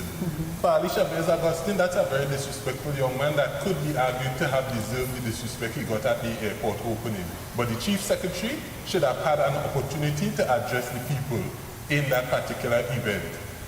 Keith Christopher Rowley, he could be a very disrespectful old man, but you see the Prime Minister of Trinidad and Tobago, who happens to also be a geologist, he should not have been left out of study park when he went there to visit.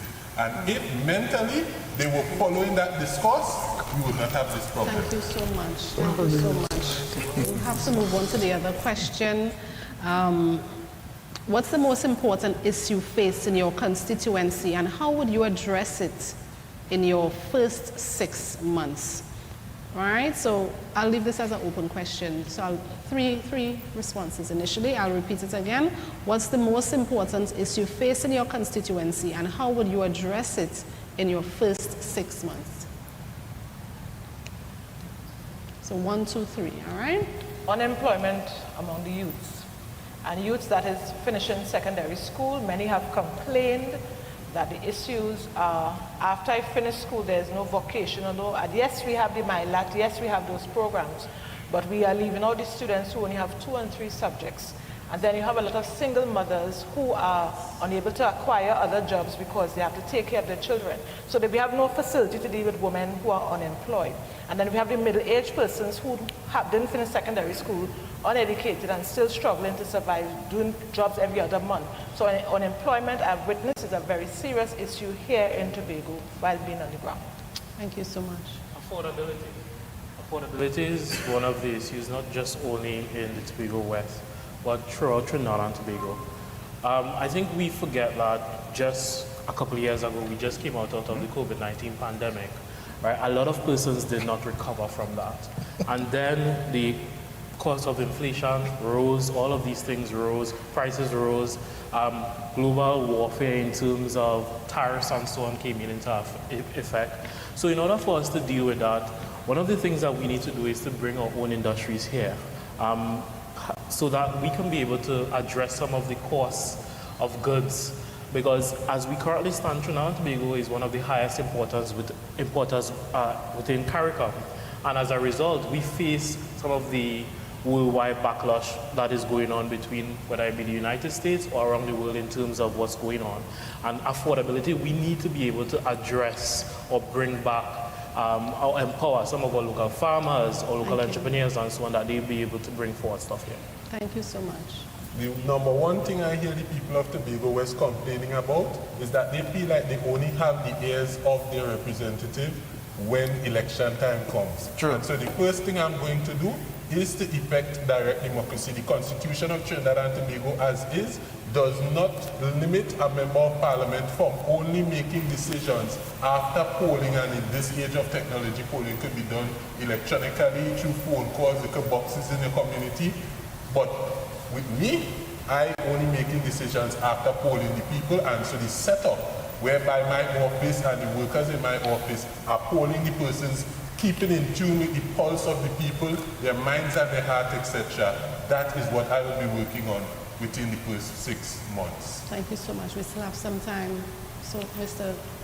Yeah. Douglas, Well, yeah? basically, what I is affecting my constituencies, and not only my constituency, throughout Tobago, is the high level of unemployment, especially for youth. Hence the reason why we will advocate so that Tobago will be able to get a fair share, a better share of the budgetary allocation, so that we can boost that unemployment situation in Tobago. But mind you, we must also have some level of transparency, because we have a chief secretary that is crazy, that is willing to have not enough transparency. Thank you so much, Mr. Douglas. 30 seconds in response, right? So Nickocy, and then we come to Ms. Cudjoe-Lewis.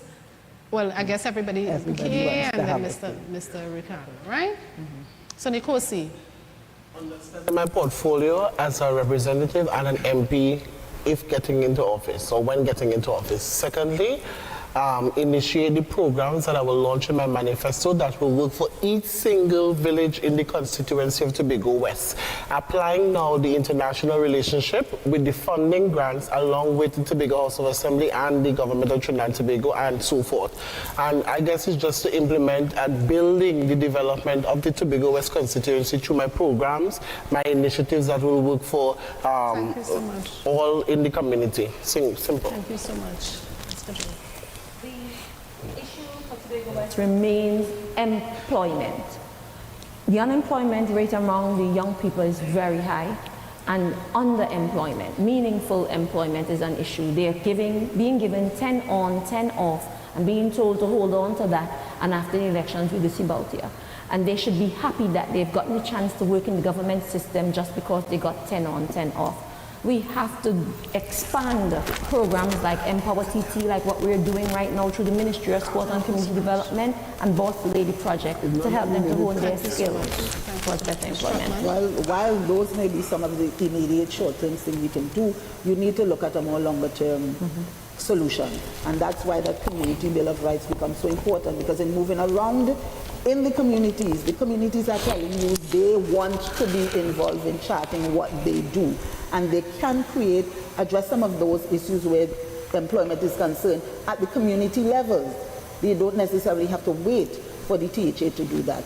So that Bill of Rights become one of the key things. Thank you so much, Mr. Phillip, and then Mr. James. I try not to get trapped with that question, because I see candidates over the years getting caught up with their 6 months and the 90 days and so on. I think when you look as a representative of the people, you probably have to look at the urgencies of what is affecting your constituency and then treat with that. And that may be because there may be competing issues that you have to deal with. So I think people talk about unemployment, there's issues with crime. There's a host of problems that is competing with each other. So I think, you got to look at the totality of it and then make a determination. Thank you so much. I do agree that unemployment is one of the major issues as well, but I mean, the sitting MP just discussed the issue as if she's not the sitting MP. You have been there for 10 years. If unemployment is one of the major issues, what have you done within the 10 years to address that? So that should be one of the biggest questions of this nation. I need a rebuttal, please. This guy took a flight from Trinidad to come to debate and going back after. So he hasn't spent enough time in Tobago to understand that employment of that nature in Tobago is under the Tobago House of Assembly. And as the central government, you extend programs. I spoke about Empower TT. I spoke about the Boss Lady Project. I spoke about Dream Chasers. I'm speaking, but you have to understand Tobago and what's the role of the Tobago House of Assembly versus the central government. You had to spend a little more time studying that in order to answer properly. So guys, remember that this is an interview. Your employers are looking on. So act accordingly. Yes? Thank you so much. Let's keep it nice. You can have some water. I see Mr. Cudjoe-Lewis having his already. I'll do another open question. As a matter of fact, before I get to the open question, there's a question here directed specifically to you, Ms. Cudjoe-Lewis. During your 5 to 10 years as a member of cabinet, can you please outline legislation you have presented in the Parliament as it relates to Tobago and its improvements? We've done the land regularization package. It's an omnibus package of 3 different pieces of legislation to treat with regularizing land titles in Tobago. It's a 3-part arrangement where we are getting a loan from the IDB towards lottification and so on, towards resolving land title issues. We've also tabled the legislation on allowing the Tobago, granting the Tobago House of Assembly approval to borrow. That had been a long-standing issue for the THA, and even though at first we didn't have the support of the UNC opposition, we finally got that legislation passed. I think the one that I'm most passionate about would have been the internal self-government legislation. We worked on that for 7 years.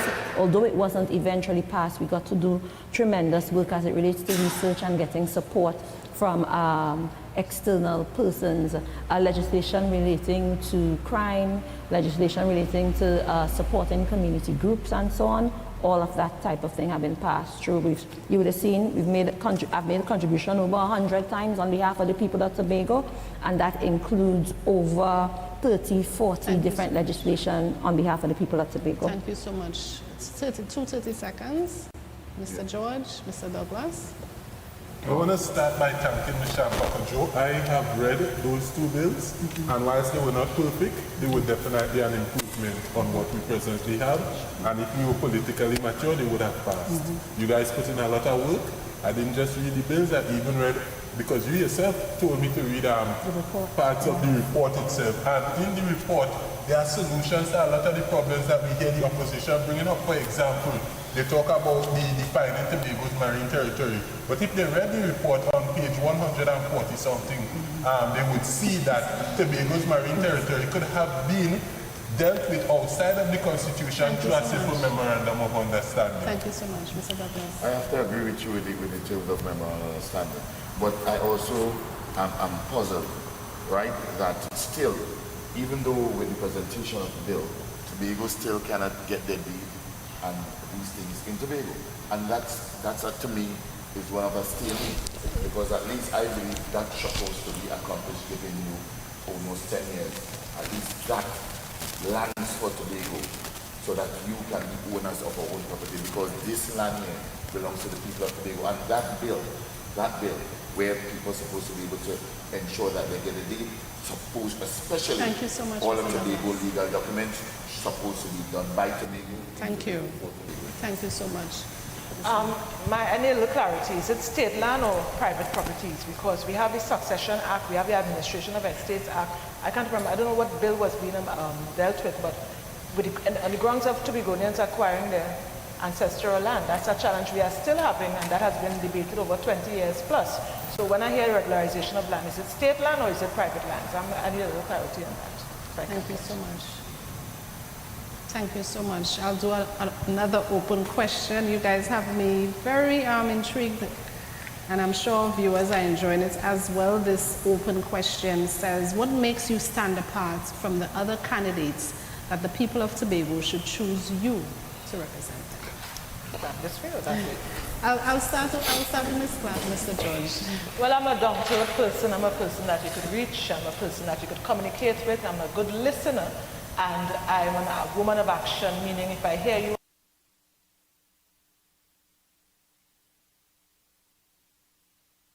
have an issue, I will quickly try to address it, speak to the right persons, and I'm entitled to call you back.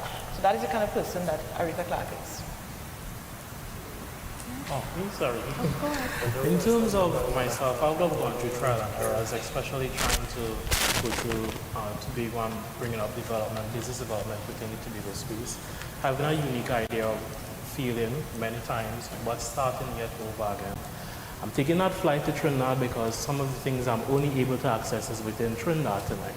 But as a result, having a unique idea of going out not only within Trinidad and Tobago, but around the world and seeing what's capable for Tobago, we need to bring a sense of business development here so that Tobago can flourish and we can move away from the determination, or move away from the dependency of the Tobago House of Assembly.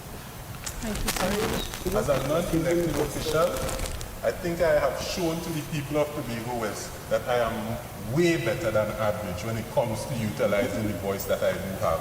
Persons in Tobago West will remember that I would have been on traditional media when they were trying to kick out the people out of their homes in Crown Point prematurely, and I called out for people to come there and protest. People would also remember that when All-Fields Trace Road was probably the worst road in all of Tobago, I would have been the one that would have taken my camera and did a live counting 49 potholes on All-Fields Trace Road, then entering Wayne Clarke's office and complaining about it. And then days after, they fixed the road because I happen to know time and I happen to know how to utilize my voice in order to bring about exponential positive change. So you guys could just imagine the kinds of things I could do if I was the representative for Tobago West. Thank you, Mr. George.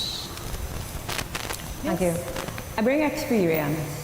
I bring commitment. I'm a hard worker. I think I have a track record in service, in representing the people, in being their voice. I entered as an opposition senator and then was voted in as representative and served twice. And you can see from what we have delivered, projects that were promised to Tobago many, many years, even decades, where we finally gotten the investment in Tobago. At the end of the day, it's about being also a part of a party which is solid and has the experience. And you don't have to wait to see who I'm going to team up with. You know who I'm supporting for Prime Minister in Stuart Richard Young. You don't have to wonder if I'm going to go team up with Kamala Prasad Bisesa and the UNC. What my manifesto says is what you see is what you're going to get.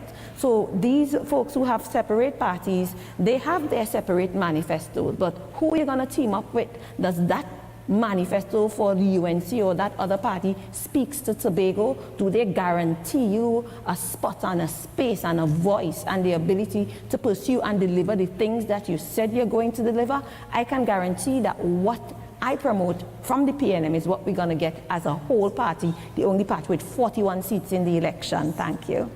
Cudjoe-Lewis, thank you.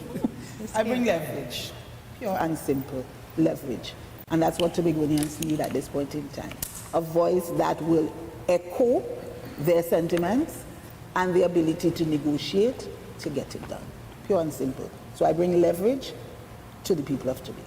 Thank you so much, Mr. George. Well, basically, Mr. Douglas, yeah, yes. basically what I bring is being a part of the first Tobago Black Party, the PDP, that is 10 years in existence. And we will have demonstrated that we can break the backs of our colonial masters in Trinidad. And this party does not depend on our colonial masters to give us instruction. This is a Tobago party that will demonstrate we represent Tobago. We will be the voice for Tobago. We will be the voice that speaks on behalf of Tobago in the East and also in the West. And as Mr. Douglas, I don't know you touch my shoulders and see I achieve, but I will participate and ensure that Tobago contractors, when they was not paying the teacher their money, have to ensure that they would have sent $15 million to ensure that the contractors in Tobago was paid. And up to now, all of the contractors But it goes to show the level and the tenacity and the skills and the experience I have also being the president of all Tobago Fisher Folk. Thank you so much, Mr. Douglas. I appreciate it.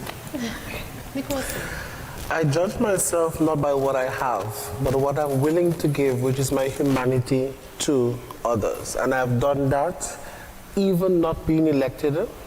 I have served. I have been giving social programs, assisting where I'm supposed to do. I've gone way beyond even some of the elected ministers in office. Have done way more than they have ever had in terms of giving back to Trinidad and Tobago.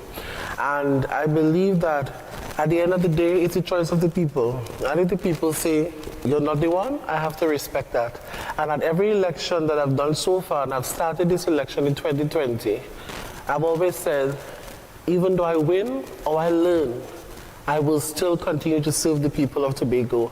And I've never lost anything. What the people have lost is a great leader and a great representative that will bring volumes to Tobago. And at the end of the day, the people have the choice. Unity of the people is a choice. I am a choice. And I know at the end of the day, if elected into office, I will give them what they would not get in the past 10 years or more. Thank you so much. I appreciate it. I think I'm the only candidate who understands the problem that we face, the debacle that we're in as a nation, and is able to treat with it from the foundation, from the core of its cause. Whatever is said and done in the past has not worked, it's not working, and will not work for us. If you can't understand that, your promises, your plans, your ambitions, and your desires and so on, and your experience would not take us one step further. We need honesty, we need insight into the reality of our situation, our scenarios. I think the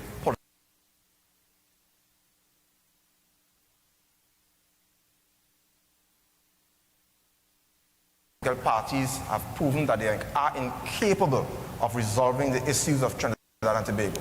People of Tobago West, to give me that opportunity to reset this. And when I said reset, I mean that we have to build the right foundation. We have to build this nation the right way. This nation has to be built the right way.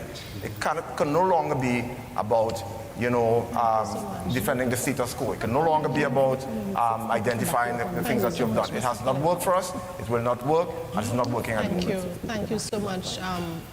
This is where we will have to end with this conversation. You guys did really well, and thank you so much for being here and taking the time out to chat with the people of Tobago, to answer these questions as we improve the level of the political discussion in a neutral environment, of course. It is our hope that this becomes the norm in Tobago and in Trinidad. We would also like to thank the viewing audience and many Tobagonians that submitted their questions.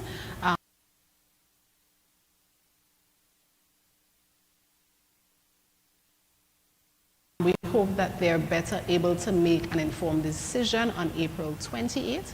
We would like to thank the following organizations for making tonight possible: Tobago Channel 5, JG Furniture and Appliances, Bishop's High School for providing us with this wonderful location to discuss Tobago's future, CHC Songs, audio equipment, Key Studios for stage design, Body Fuel for refreshments, Mystic Rose for artistic design, Dickinson Services and Supplies for transport, Wildflower Content Studio, Isolate Music Group.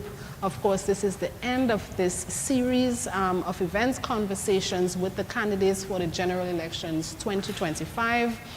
Recordings of the first event for Tobago East and this event for Tobago West will remain online on the Facebook page and YouTube account for Tobago Channel 5 as well as Tobago CivilNET.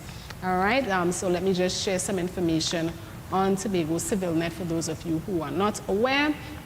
Tobago CivilNET is a non-partisan, non-profit organization registered in Tobago that is dedicated to promoting a thriving Tobago built on the cornerstone of individual liberty, strong communities, engaged people, and accountable government.